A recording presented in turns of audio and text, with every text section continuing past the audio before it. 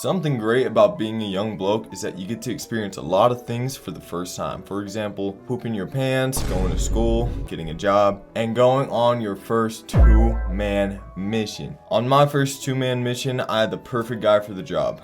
A 5'10", athletic, handsome, nonchalant homie that would do anything to see me succeed. His name was Bambino. On this particular Thursday afternoon, I had set up a two-man with a girl called Sophia. Me and Sophia had been talking over Insta for a couple days, and we decided we would go hammocking near a canyon and each bring a friend. Everything was perfect. The two-man had every right to succeed. The only problem was Sophia's friend. Let's call her Grace.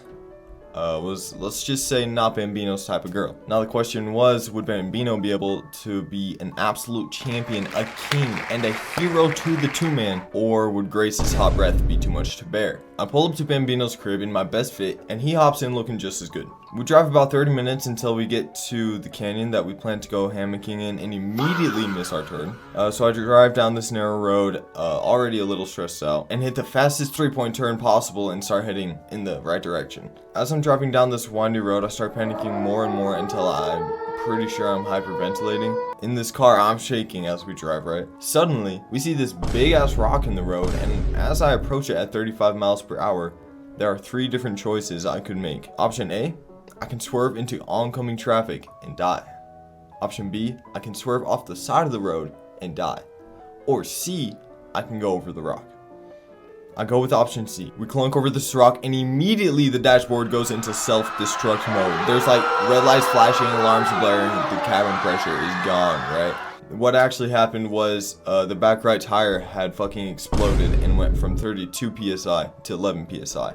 Me and Bambino, being the absolute icons we are, got to work on the tire, and by that I mean we called my dad and looked up a YouTube tutorial. Yeah, that's good. Wait, you try. I can't do it. A little bit? A little bit. Is it working? Wait. I think I was tightening it. That was tightening it. This would loosen it. No, because lefty loosey, righty. We're stupid. Learning experience. We finally get the tire on, and now that we are sweaty, dirty, disgusting, greasy chuds, we are ready for the two-man. Driving down the canyon again, we see the two girls sitting on top of their car parked in a gravel patch. So I pull in there and greet them with a humble, "Yo, we popped our tire."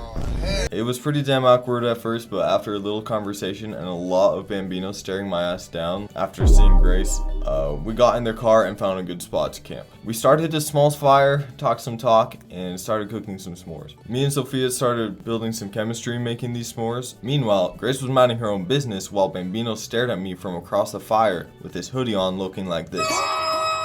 After listening to Sophia and Grace talk for about 30 minutes, I throw my win condition down called, "But what about those hammocks?"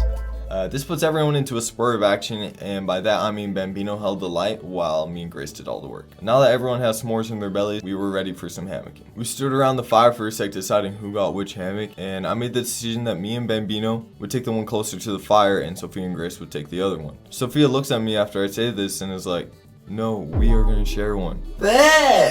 Bambino, on the other hand, looked at me one last time and then walked toward the other hammock looking like this. Me and Sophia got in our designated hammock, and the rest is history. And the story goes, you know the rest.